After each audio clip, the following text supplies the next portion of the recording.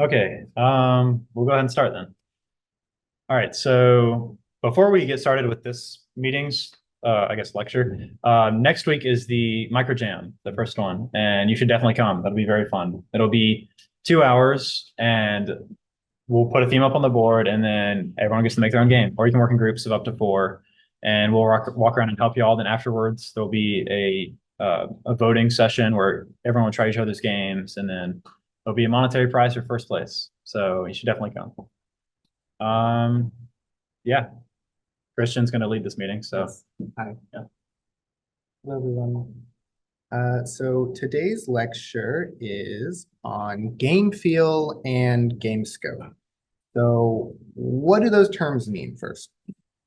Game feel is a bit of a nebulous idea, but it's trying to say that it's how your game feels to play. Like when you do things, does it have a weight to it? Are actions responsive? Does it feel good to play? Game scope, on the other hand, is quickly defined as how big and complex your game is. So say take a 100-hour JRPG and compare it to like an indie platformer, and you can tell that they have very different like scopes. So what exactly contributes to a game feeling good? Some examples of things that contribute to a positive game feel is general polish, visual effects communicating what's happening and giving it a little bit of spectacle, responsive actions, so things occurring almost immediately when you do them. For example, in Mario Brothers, when you jump, that happens immediately. There's no like jump squat or whatever. And on top of that, you can change your velocity while you're airborne. These aren't realistic, but they give you more control and they make the gameplay more responsive. Another thing that can contribute to a positive game feel is a consistent aesthetic, which the two games, Celeste and Cuphead to the side here, are wonderful examples of. To go further in depth, we have a video here, Game Maker's Toolkit, I believe, on the secrets of game feel and juice.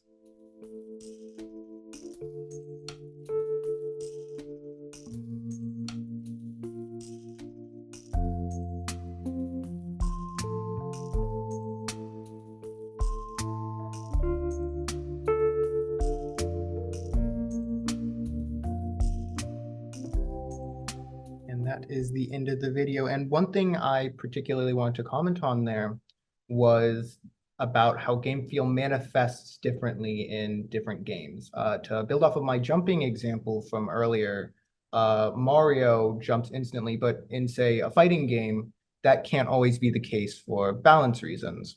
The screen shake, like it said, in games like Nuclear Throne, that screen shake gives it like firing a sort of tactile sensation almost. But in a platformer, it would be more frustrating than anything.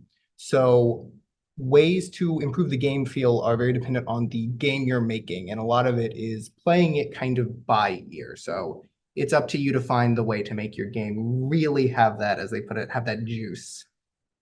To continue to the, continue to the next topic, scope. So if you're anything like me, when you were first interested in game development, you wanted to make something like this. Something grand, sprawling, amazing like Elden Ring, something that people talk about for years. But the reality is you're probably for a while going to make things closer to this. Simple, simplistic games that don't really have a lot of visual pop, really don't have a lot to them that make them stand out. You should be making those games because, especially as a beginner game development, the truth of the matter is, even if you had all the time in the world, you just don't have the skill to pull something like Elden Ring off. You need to expand your toolkit by making those small games, taking lessons from them. On top of that, games like Elden Ring have large teams of individuals who have made like tons of games, bad games like this, expanded their toolkits, all working together to make that one massive scrolling project. And that takes years, even with the best of the best. So especially for hobbyists and people learning game development, it's important to try and keep a small scope so that your projects can be finished and so that you can draw those conclusions from them. Because a project you never finish, it's harder to get feedback about like, okay, what about this game could have been better? What about it worked? What about it didn't?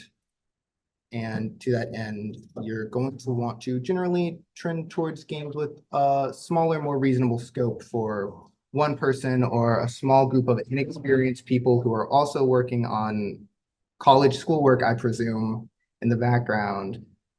Small games like this that can improve your skill set so that when you do have the time and the money and the materials and the people to make your magnum opus, that you have the skills to back it up. And here is a video talking about feature creep in game development.